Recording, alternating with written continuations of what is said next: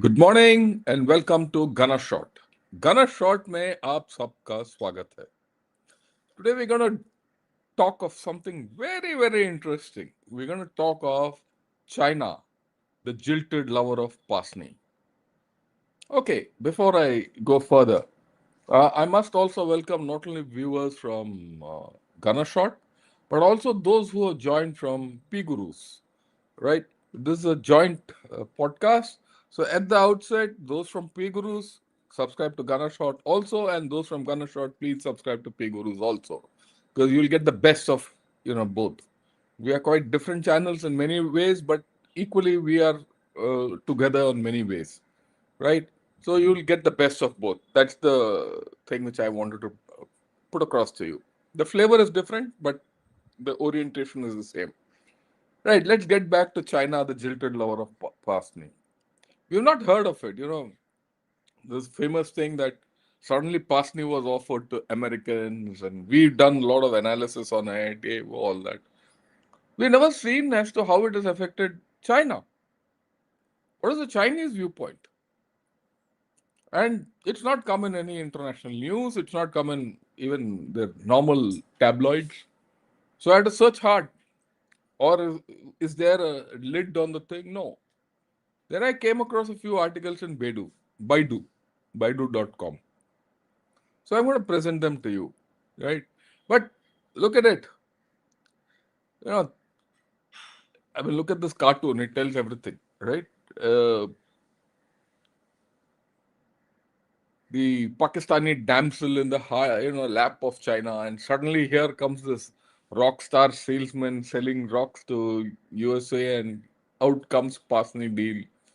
And at this point of time, make no mistake, China is pointing fingers at Asim Munir, and they're very cut up about it. You know, even when I read the articles, various articles about China and about Pasni in China, I didn't get any article which went completely against Pakistan or commented, reacted. But I came across one article which was a deep analysis, right? I mean, they're not. The interesting thing is the Chinese are not reacting emotionally about it. They're waiting and watching and biding their time. Even this analysis, which I'm going to discuss with you, suggests so. They're biding their time. They're going to see where Pakistan is heading. Oh, well, look, we all know where Pakistan is heading. Then it is heading nowhere. It's only heading into a brick wall in Afghanistan. We know what's happening in Afghanistan. We know there's a ceasefire, the famous Pakistani ceasefire, where the first thing they get hit and they say ceasefire, ceasefire, and then they'll declare victory. But only thing is, in this case, the Afghans have declared victory. So let us see where that goes. But that is at a later date. Then there's also a lot of news about India, America, USA, Sharm el Sheikh, and all that. Okay. So that we'll discuss in the evening. And we have this a show of three good generals. We'll discuss it. Mr. Sree is not too well. I'm sure he'll recover in a few days. So till then, I'll continue. We'll continue with it. The show doesn't stop, right? And so we'll discuss India, USA beyond Sharm el Sheikh. That's in the evening. And sometime I'm going to talk about China, and everyone talks today that China is number one and USA has declined, all that. For some funny reason, people don't seem to understand that China itself is declining. How can it be number one? Right? So, we have to look at things practically. It is not as if the world is divided only between between America and China. If America is not number one, China is number one, and everyone has to go, give namaskaram and fall at that field. And, China is not the latest Indian temple going around. So, we have to understand all these things, but that's later. We'll now talk of the Pasni. We'll get back to Pasni. Okay. This is the thing which I got. This is from Baidu.com. Because many of you won't believe what I'm going to talk or what I'm going to put. So today what I'm going to do is we're going to have a readout of these articles, so you understand the nuance which is coming out of China. You need to understand the kind of feelings that they're experiencing and how they've analyzed it. Right? I'm not going to explain much. I'll explain after having read what the Chinese have written. One. Number two, the English won't be that great because this is a translation of the Chinese Mandarin, because all the Baidu.com is in Mandarin. And the links to two articles which I've fished out are in the description. And when you go to the description, you click on those links, you'll go to the original Mandarin version. Okay, because what I'm going to say is all authentic. There's nothing different. So, what does this headline say? It says Pakistan cooperated with the United States to develop a new port, which is only 113 kilometers away from the Chinese port. And then he talks. Then there's another article. He says behind the balance between major countries, Pakistan's invitation to US to build a port. Interesting. Now, the point is, both these articles have slightly different angles which they've dealt with, but I've amalgamated them, got extracts, and we'll speak about that today. And it comes out that they've done a 360-degree evaluation of China, the whole story, and they're waiting, they're biding their time. Okay, this is for everyone who needs to understand. Well, this is Pasni. Let me make it a little bigger. This is Pasni. Okay, this is Gwadar, right? And this is 𝗤𝗏𝗏. This is 𝗤𝗏𝗏. Okay, so very close. Our interests, their interests are all close. And this is Karachi. No, and of course, this is Balochistan. This entire thing is Balochistan. And these mines and where they're taking 𝗥𝗘𝗙𝗘𝗥𝗡 and Sandak. Sandak is the mine in which Chinese are already mining. 𝗥𝗘𝗙𝗘𝗥𝗡 is the mine which has been offered now to USA for critical minerals and all that. Interestingly, those mines are also just about 80 kilometers apart. Just think. Just think. Those mines are 80 kilometers apart. Their ports are 100 kilometers apart. Both are going to come down and all that. And the Chinese are already smarting because this road, this coastal road, has been built by the Chinese. Okay. They'll say the Americans will now use our roads. So all those things are there.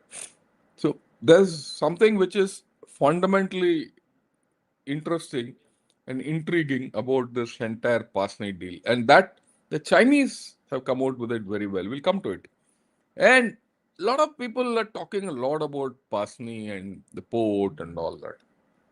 I read about it and went into it. It's a deep port. This is the port. This is the port part. Okay.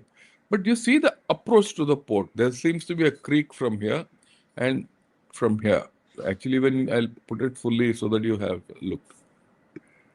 Okay. From here. There's, of course, a satellite picture. There's a sandbank out here. And around the sandbank, you can see water. So the entrance to the port is constricted. It's not so easy. You can go from here or you can enter from here. When I saw it in detail, some ships I saw small ships entering from here and some from here. My guess is they'll have to, this creek must be very heavily silted. You can see, green water, which means there's depth in this channel. And they have to desilt hell of a lot. And that's the reports also which are saying. So this port is not readily usable as if it is being made out. It's not as if suddenly overnight you go and jump into Pasni and you can start shipping ore from there. If the Americans have to come, they have to put in a lot of money, develop this port, develop communications and all that. The only advantage with Pasni is there's a full-fledged airport about 5 kilometers away. That's a Pak Air Force base. So this move by 𝗓𝗓 Munir is quite strategic in nature. Somehow get America, get USA in and let them. But it could be foolhardy also. You can't turn your most sensitive state into a battleground. And that's bound to happen. Okay. Right. Now let me get into the fundamentals of what the Chinese are saying. Some might feel it's a little boring, but I'll go through each and I'll explain the nuance in each aspect. Okay. So he says Pasni is only 113 kilometers. China has invested, built, and operated Gwadar. 113 kilometers between Pasni and Gwadar. The Chinese view this as playing chess face to face under someone else's eyes. So the question is, in this big drama of port diplomacy, which director set up the game and who's behind the scenes? So is this done at the behest of USA, done at the behest of Pakistan? And if so, who? Who is this guy who's upsetting the Chinese apple cart? Right. At the outset, the Chinese are very clear. It's the chief of army staff, chief of staff of Pakistan Army, who's given this plan to set up a new port, and he's chosen Pasni and offered it to USA. So the finger goes direct to this guy, the rock star. That's why this cartoon, I put it, that's the opening thing which, okay. And then they describe, he says, look, this was originally a deserted beach. Suddenly it has become a strategic node. And suddenly the global attention is on those media. It's a sleepy old port. And in that thing, the Gwadar is being questioned. Gwadar has been questioned for its safety, port transportation, pure infrastructure behind Gwadar, in the mainland. And when that viability of Gwadar was under question, why has this come up all of a sudden? Which is even worse than Gwadar. Gwadar was a real deep sea port. Pasni the harbor is deep, but the approaches to the harbor is not. That's what I explained. That's why I explained to you. Uh, he says, look, at this point of time, the Pakistani side suddenly threw out such a new card. They're calling it a card. And it was personally led by the military advisor. So the chief. So they know that Asim Munir has played this card. And it's not a makeshift decision. So the finger is directly on Asim Munir. Okay. And then they say Pasni, the nuance is why Pasni. Pasni, he says, is going to be the port for mineral exports. Mineral exports where? To Western capitals. And get Western technology into this area. Of course, no one knows whether mining will be, some refining will be done here or pre-refining will be done here and taken and all that. We don't know. But my horse sense tells me, look, there are 2-3 problems. One, you can get ore from 𝗥𝗘𝗙𝗥𝗡𝗏, which is in the edge of Balochistan, Afghanistan area, and get it down to Pasni. You can get, but there are no road lines. There are no trains. All this proposal involves building a road, building a train, all that. Where will you get energy from? Where will you get power? Even if you build a railway line or a road, right? That's one. And in that area, to build a road or a railway line will take another 10 years. That's the minimum. So then you can do mining, but for refining, you need water. There's no water in that area. So will raw ore go and get refined in USA? Big question mark. It's big question mark because, it's something one has to understand. It's not as if rare earths are not available in USA. They are there in a place called Mountain Pass in California. Those of you who are from USA will know this. Mountain Pass, California. The problem with Mountain Pass, California is about 20, 30 years back, they were mining, they're still mining rare earths from there and refining it. But ecologically, it is harmful. So USA willfully transferred this whole thing to China. So where will they take this ore? They'll send it to China.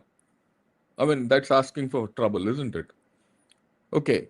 So he says there are a lot of questions in this Pasni business, but the card has been thrown on the table.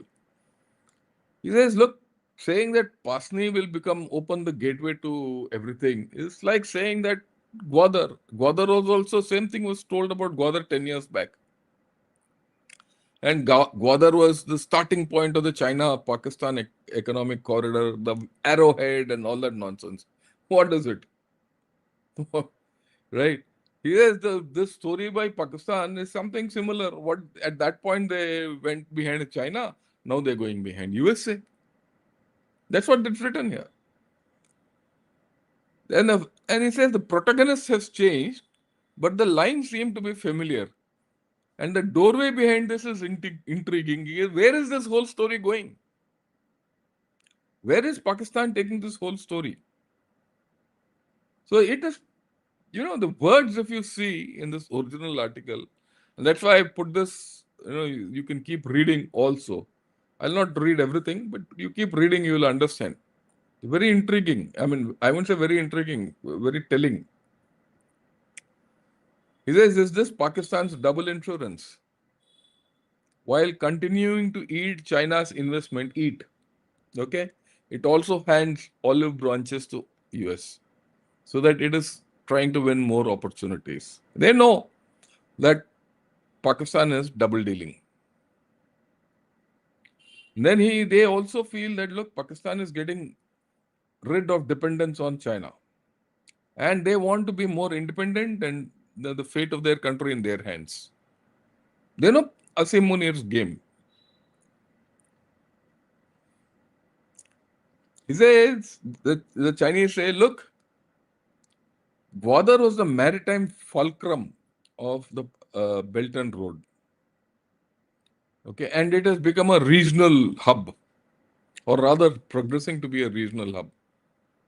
Out of the blue, here comes Pasni and another door is opened as a competitor to downplay Gwadar. That's not acceptable. Not acceptable to the Chinese. Okay? But then they say, look, all this is happening, but this is not a government decision as yet. Munir's advisors have sent a signal to USA. But there are issues of taking it, making it legal in the Pakistani cabinet on finance, diplomacy, and everything else. But he says, look, this is the word I must read out. However, the military's chess move is not small. Directly throwing the topic of US-Pakistan cooperation port on the table. So, okay, it depends on whether the United States is willing to take the move. It's a fact. So far, United States has not risen to the bait. Who knows? It's also feasible that Munir is playing a smart hand. He'll say, you want minerals there, develop this port for me. One. Number two, even if the minerals are developed there and Trump goes there, after all, Asim Munir is Trump's favorite field marshal, isn't it? He's Trump's favorite field marshal. Right. Okay. So how will this whole thing be pulled off? The minerals need a port exit. It can't go through Gwadar. It can't come to Karachi. It's too far. So it's interesting to see how USA will take this whole story up. And that's what China points out. But something is on the cards. You see, the very reason that Pasni has come up was indicative of the fact that this was being discussed. Everyone knows the minerals can be there. Minerals can be there on top of Mount Everest also. Can you get them down? That's the point. Right? Then they say about Pasni, very important this. Judging from a series of recent actions of the United States in the Indo-Pacific region, it is indeed getting closer to Pakistan's security relations, counter-terrorism cooperation, border control, and technical assistance. There may be many cards in its hand, and it is missing a big project that can be implemented. USA. USA doesn't have a big project in this area. So what if they start off with this infrastructure? What is the effect on the Indo-Pacific? You're sitting next to a major base which China wants to develop and neutralize it. And what will be the effect on the larger Indo-Pacific? Forget about Trump's orientation today that is pivoted away from Indo-Pacific. Long term, right? And then he says, the next point of analysis is a mineral export port can also connect the rare metal transportation channels between Afghanistan and Central Asia. So just think, Pasni, go north, you hit 𝗥𝗘𝗙𝗧𝗥𝗘𝗡𝗥𝗥, go north, Kabul, Afghanistan, go north, Central Asia. And Central Asia is full of minerals. And we also know that USA is making an outreach to Central Asia. Well, last month, everyone knows that the military chiefs of Central Asia were called to Pakistan. There was a talk where the CENTCOM commander came. So all this is on the cards. And then he says, look, Pakistan, if Pakistan dares to engage in port picking between China and USA, it must do one thing well. Don't completely offend both the sides. And you have to fool each other. So they're expecting China is expecting Pakistan to fool it. China is expecting Pakistan to fool USA. Otherwise, they can't survive. And then he says, if this whole game doesn't go well, not only the new port may be dead, but even the port of Gwadar may suffer. They call it Gwadar. That's why I just left that word. May suffer. So that gives me another thing. Is this Pakistan's aim? To kill Gwadar? Okay. Is this the whole game plan? Right.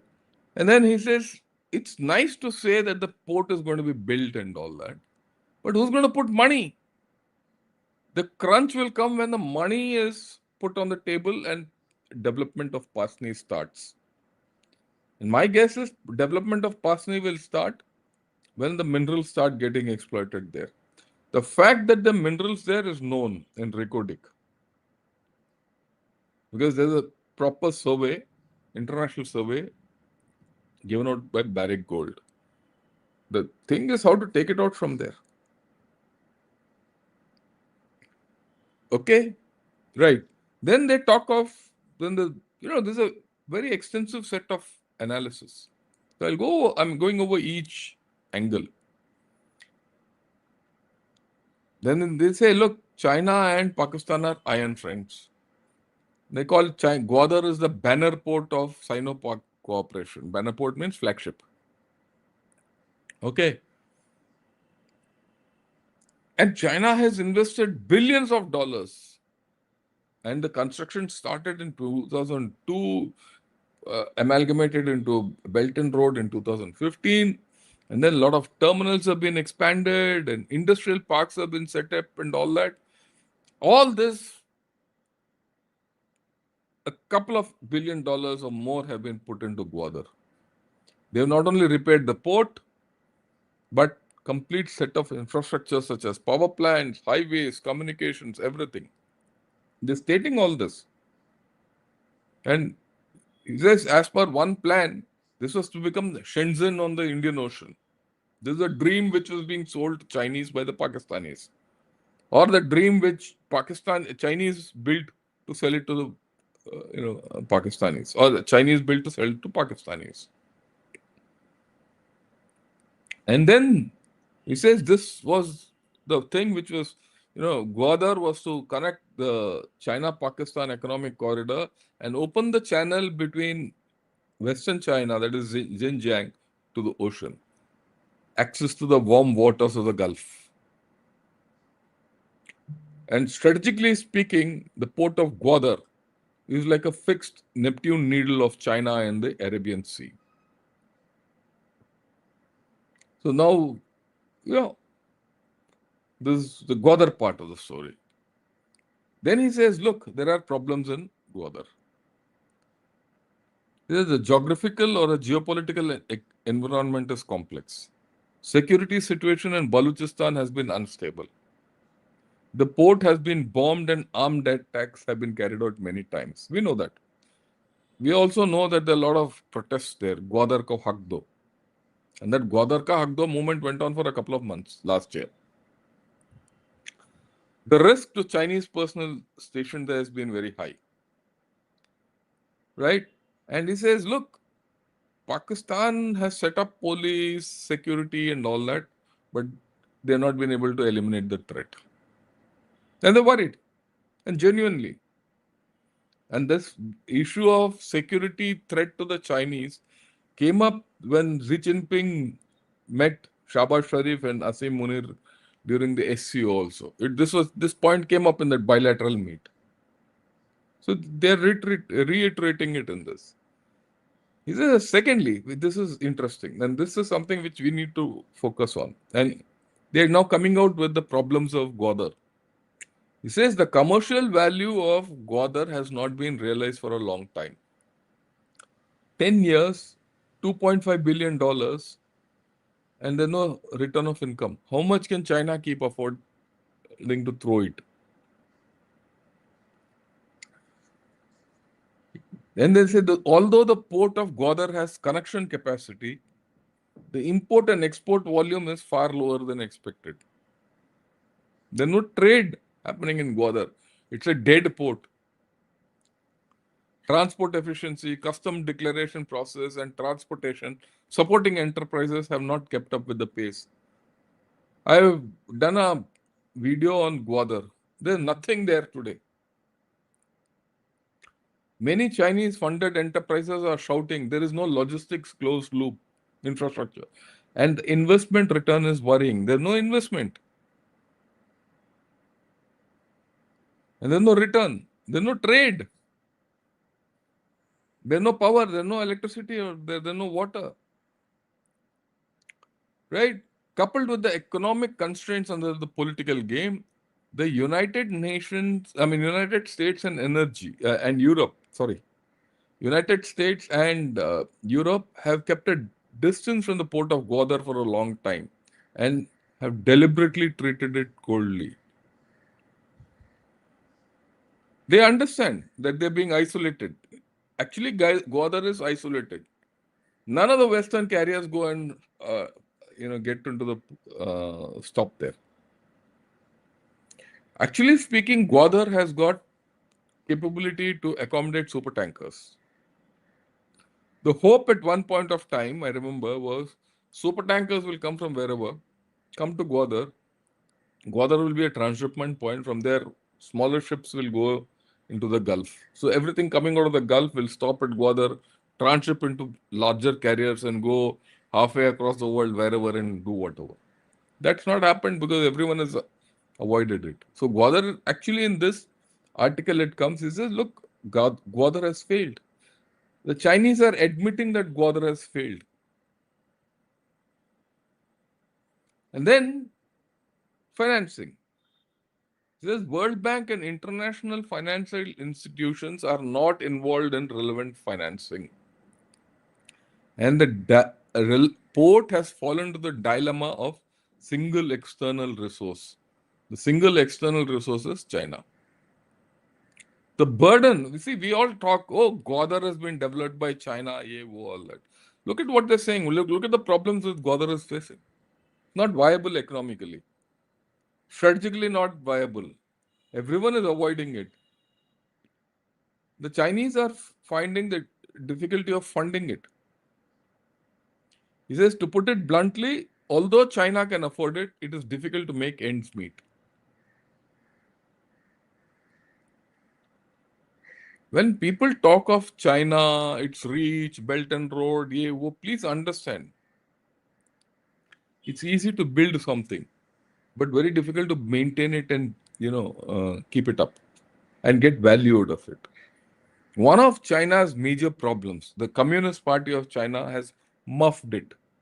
What they have done, they have built everything all over, including within China. There's no return of income on that. So the stooges of the Communist Party made plans, and they all boomeranged on them. They made plans saying, oh, I'll build a road here, I'll get so much EAO and all that, justified it, built a road. Out of that road, nothing, even donkey carts don't move in many places in China. So you can make investment, you can make infrastructure, but there's no return. What's the good use? It's all gone. Money in the sand. He says now, at this point of time, the second or the 1.0 upgraded version or the second phase of CPEC is now in progress. Now, if port of Pasni comes, it will hit CPEC.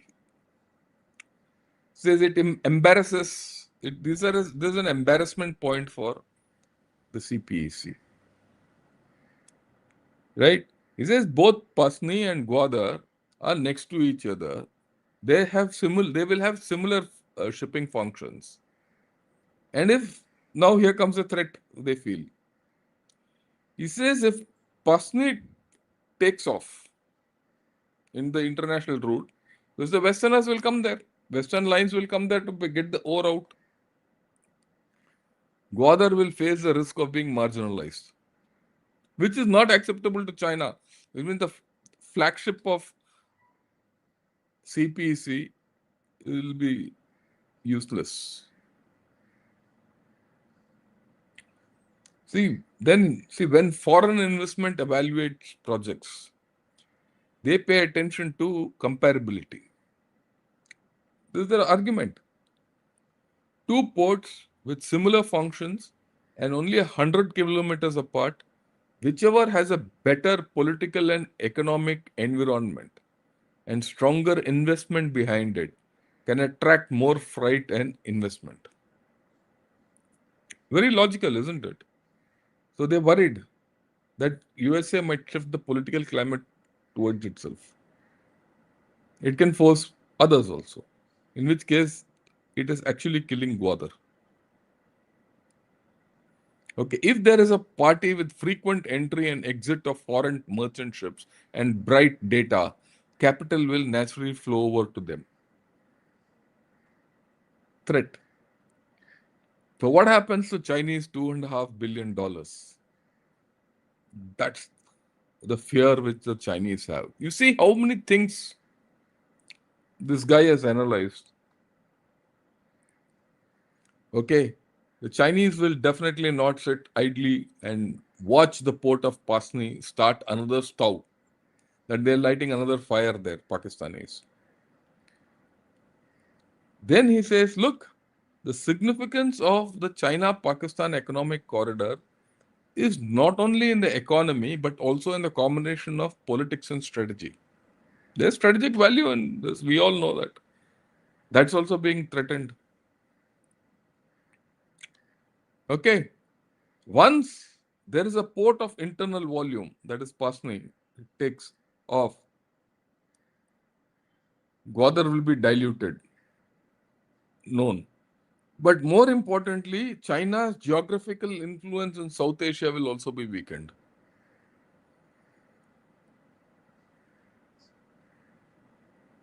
And China has been upgrading Gwadar with the introduction of automatic loading and unloading.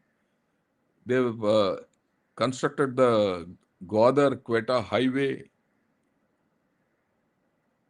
capital cooperation between, financial cooperation between Middle East and Pakistan and China.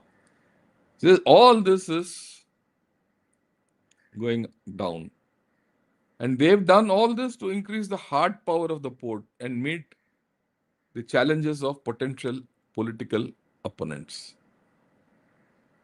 So the whole idea is once this port takes off, Gwadar, everyone is enmeshed financially in it, then get the security element in and establish it as their first overseas theater command. That was that was China's long-term aim. Now that is under threat. All this is coming out in this analysis. These two analyses told me all this. And what I've given out is only extract from that virtually. He says in this new area of new variable, China has not made a statement so far. But This analyst, whoever's written, he says, look, China and Pakistan might have communicated in this so that there's no conflict of interest developing.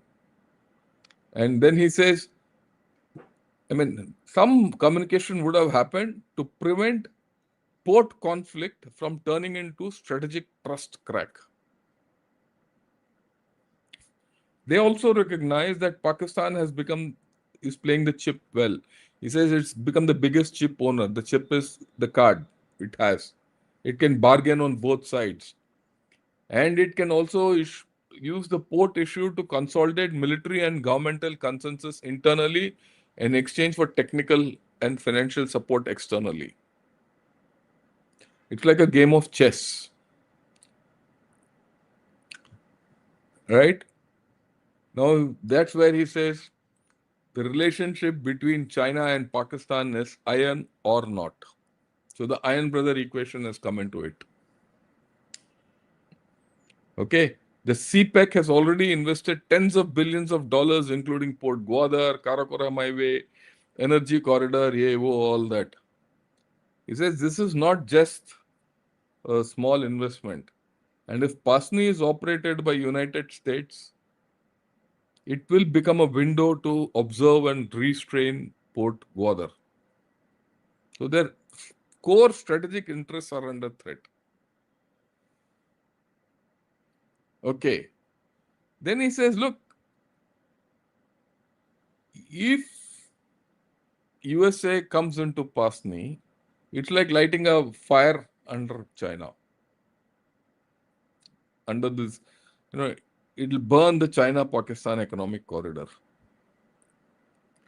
And then he says, look, USA, ever since it's exited Afghanistan, it has lost its access to Central Asia. If this port is set up, it will not only restore the supply line, but it will increase energy transportation and influence and all that. And Port Pasni is just right for all this.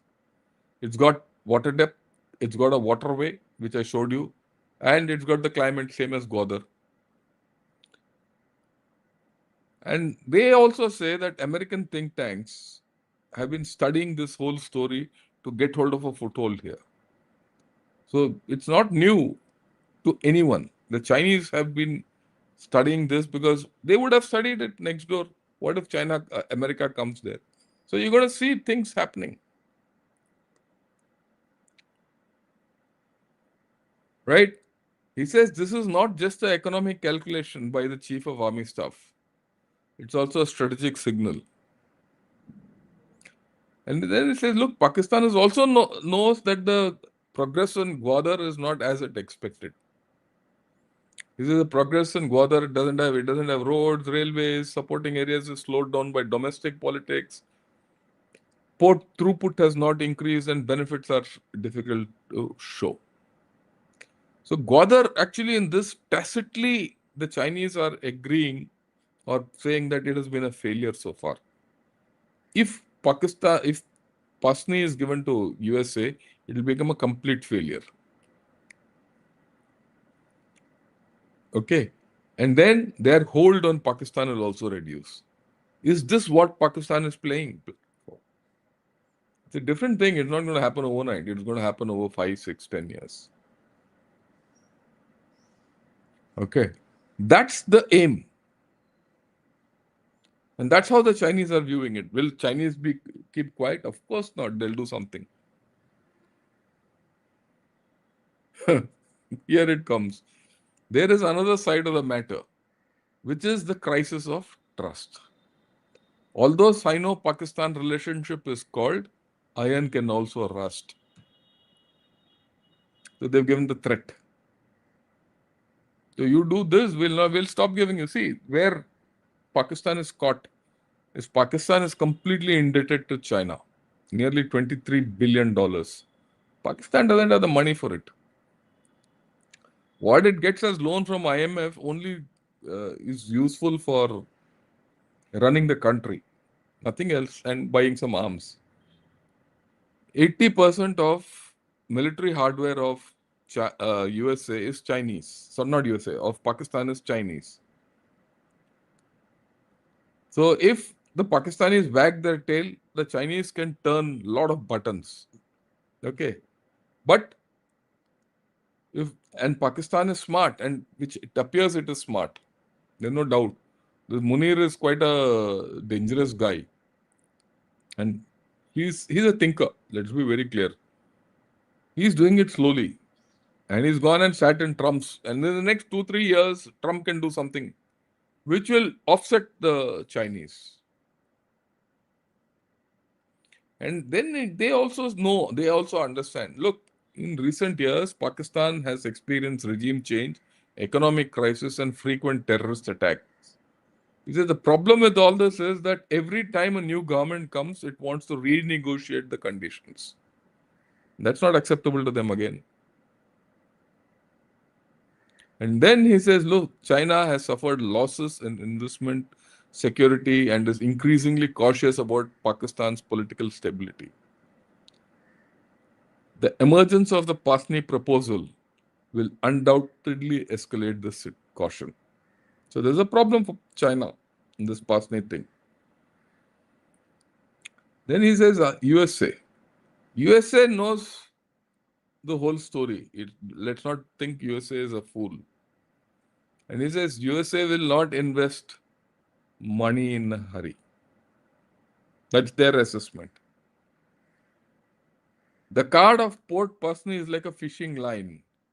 Throw it out, let Pakistan take the hook. Let Pakistan's side bite the hook. So the USA is also playing game. It's thrown a line out to Pakistan. And USA is waiting for Pakistan to take the bite, and Pakistan will take the bite. And then he says, very interesting, it doesn't matter what the port, whether the port can be built or how much capital is invested. What matters is that the US has re-entered the South Asian discourse circle. See, USA's game plan could also be, look, I'll do this, I'll do that, interest alive, keep Pakistan on the hook, keep Pakistan away from China, do nothing and wreck Gwadar. It might be playing, it will play Pakistan out. And my guess is that's what's going to happen. So far, we have to understand Trump is no fool. He's playing people. He's playing everyone to America's advantage. People who think Trump is playing a foolish hand, I don't agree with it. So there are layers to this whole story which is happening. And this article actually brings out all these layers. Okay. Then he says the military advisor is 𝗓𝗏 Munir. His kite is too high and the government has to shorten this line. Pakistan's domestic economic crisis is ongoing. High external debt, limited fiscal revenue. Then, some projects in China-Pakistan economic corridor have slowed down. Few new investment, foreign investment is a lifeline for Pakistan. Not coming. And the military understands that the funds and technology of the US are short-term stimulus. US will not be there for the long haul because that's the history. Okay. And then he says, look, Pakistan can think of strategic autonomy, but it can't achieve it because strategic autonomy is linked to financial viability and foreign aid. He says, this is the contradiction of Pakistan. They don't have both. So where will they go? Okay. Okay, Port Pasni made the outside world re-examine Pakistan's strategic positioning. For decades, it has been swaying between China and United States and has never completely fallen to either side. During the Cold War, it relied on US military, and in the 21st century, it relied on China's investment. Now it is throwing olive branches to the United States. Beyond every turn is economic pressure and safety anxiety.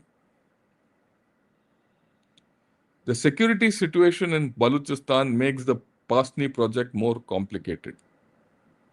The local separatist force have attacked the infrastructure many times. And Gwadar port has experienced terrorist attacks. The security costs are extremely high. If the United States really intervenes in the construction, it will inevitably require control of the security system and even garrison advice. For China, it touches a red line. For Pakistan, it means a sovereign risk. Fort Pasni may never start construction, but but its existence is enough to stir up the seas. So, right? So, under these circumstances, what should the Chinese do? That's what also he says. The Chinese side should remain calm. Beijing very well knows Pakistan's economic anxiety cannot be resolved overnight, and also knows that the interests of the United States is more like testing the water. And China still continues to focus on the industrial area, road network, all that. So the Chinese are playing a waiting game. They're biding their time in this whole story. They're going to see how this goes. But this is not the end. Right? This is not the end of the story. What do we do? That's a question mark. Because we've spoken all this. What is our priority? The way I look at it, I would welcome USA into Pakistan. We need to understand what are we dealing with. What is your problem? What is our problem? With USA, you had an on-off relationship. With Pakistan, largely an off relationship. With China is a major on-off relationship. So who do you use? What is your threat? We know our major threat or major source of war, violence, everything comes from Pakistan. Violence largely comes from Pakistan. That's our history. You have to neutralize Pakistan. You're not able to do it on your own. For many reasons. Okay. It's not a matter of defeating Pakistan. Every time you defeat Pakistan, it comes with a new avatar. So why not and once for the past 10 years, with China sitting in Pakistan, it has constructed you hell of a lot. So how do you kill China and Pakistan? Get USA and let him do what he wants. So in my way of looking at it, I think it's a damn good thing which is happening. And if we encourage USA to get into Pakistan, and especially in Balochistan, it will keep the Chinese off balance, it will keep Pakistan off balance, and in any case, USA will be off balance. It suits us. Well, people will say, okay, what if the US presence in Pakistan comes up and there's a base there? So what if there's a base there? There's a base just another 1,000 kilometers away in Dubai. Not Dubai, what is that in Qatar. Anyway, they use Dubai. Anyway, their super carriers loaf around this area. So what if they come near into Pakistan? Let them be there. Let them go into Afghanistan. Let them go into Central Asia. If the Americans are there, this whole area is anyway unstable. It will go even more unstable. More actors. They'll keep fighting amongst themselves. You'll get peace. So there are advantages. But with these advantages come risks. So what are these risks? We have to evaluate. And you have to offset them. Right? So interesting times. See, everyone thinks Pasni, all that. The Chinese are waiting and watching what's happening.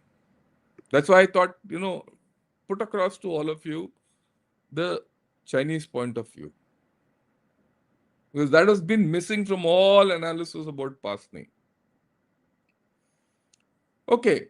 Now there are a lot of talks about Taliban and, all that. I'll not take that on today.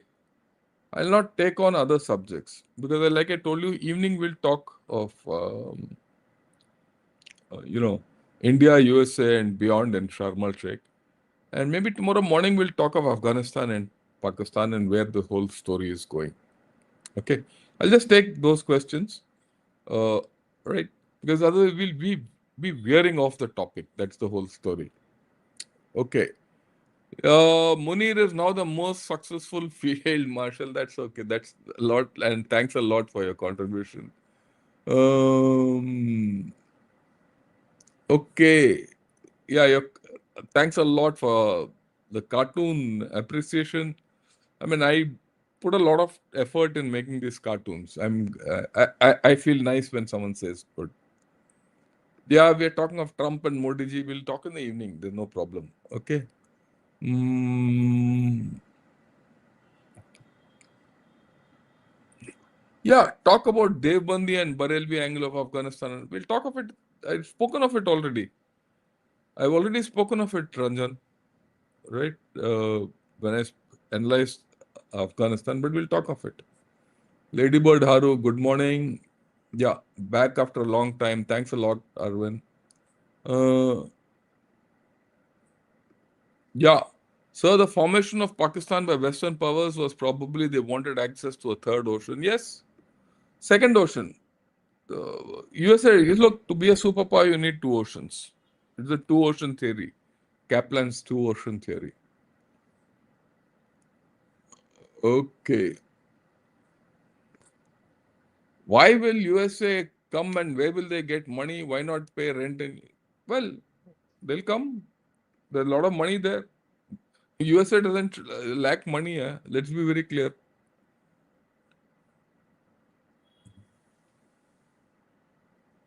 Okay. So amazing cartoon and punchline. Rockstar salesman. Yeah. Okay, let me see which are the questions.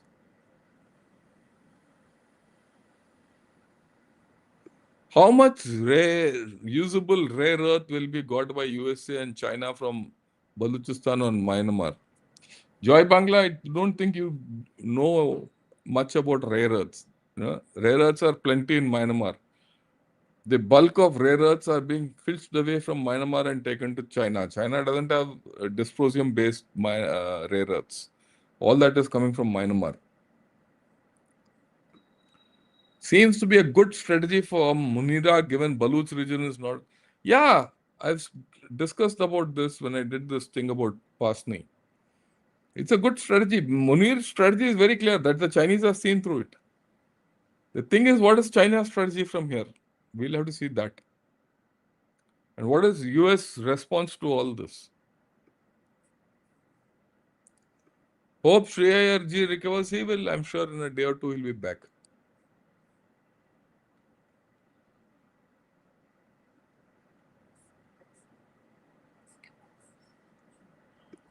Yeah, yesterday Colonel Ajay Rana said in a podcast that Chinese investment in Afghanistan is good for us. Do you agree with him? Yeah, frankly, I don't know who Ajay Rana is. I don't value his words. Told you, Amitesh, and I'm telling everyone. You want me to give comments? Don't ask me to give comment on a non-entity. A chap who talks just on the YouTube is no great thinker. I must tell you this to all of you. Okay. If you want me to really comment on someone, ask me to comment on some good article or a good book or some writing or some renowned people who have done something useful. I mean, Ajay Raina is a good chap. I have no doubt about it. And he talks well, I suppose. That's why a lot of people go and listen to him, and all of you listen to him. I don't, but to be very honest, I've not even listened to him once. Why I have not listened to him? Not that I don't like him. He's not written anything which is worth of note. Yeah.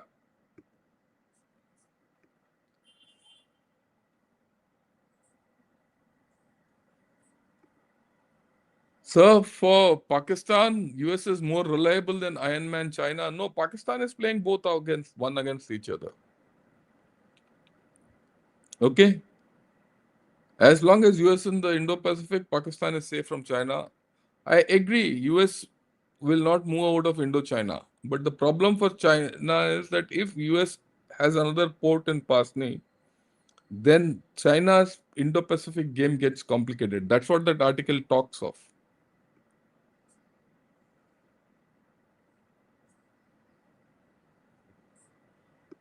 Are Chinese expecting USA to come reduce India's naval influence in the Indian Ocean by backing Pakistan, get a parallel path to Afghanistan, Balochistan? No, I don't think. The Chinese are quite realistic. You've seen this in their analysis. They're worried, but they don't know what to do, but they'll do something.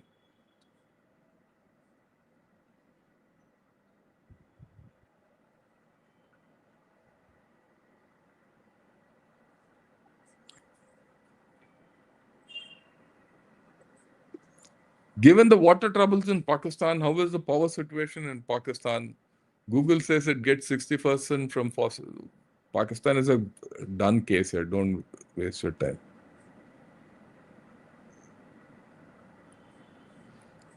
Yeah. Don't completely fool both sides. Wow, you're right, sir. The Chinese are extremely pragmatic and going by the looks of it. They're closely watching the ongoing events for the. Yeah, that's what it is. That's why I got this article. It took me a lot of time to dig such an article out. I thought it was a beautiful article. Please increase the size of the text which you are displaying so that it becomes readable. Okay, thanks. I'll take this. I'll do that.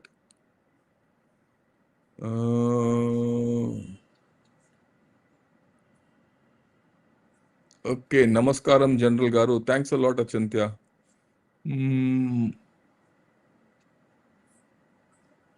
Yeah. Good morning, General Sir. Thanks for this today's session. The title for today's topic is strikingly suitable in a funny way. Yeah. Yeah. The situation is so complicated that Pak is forced to reveal their cards like Pasni, minerals. All it needs is Imran Khan out of jail. Well, if Imran Khan comes out of jail, Pakistan will go top, it'll go upside down. It'll have a huge problem. I don't think Asini Munir will let Imran Khan out of the jail. Unless the situation in Pakistan goes bad, it will not happen. But Pakistan is on a slippery slope at this point of time. Before I close, let me say, look, what has happened over the past 48 hours in Pakistan is not great. The reaction from TLP is going to come out.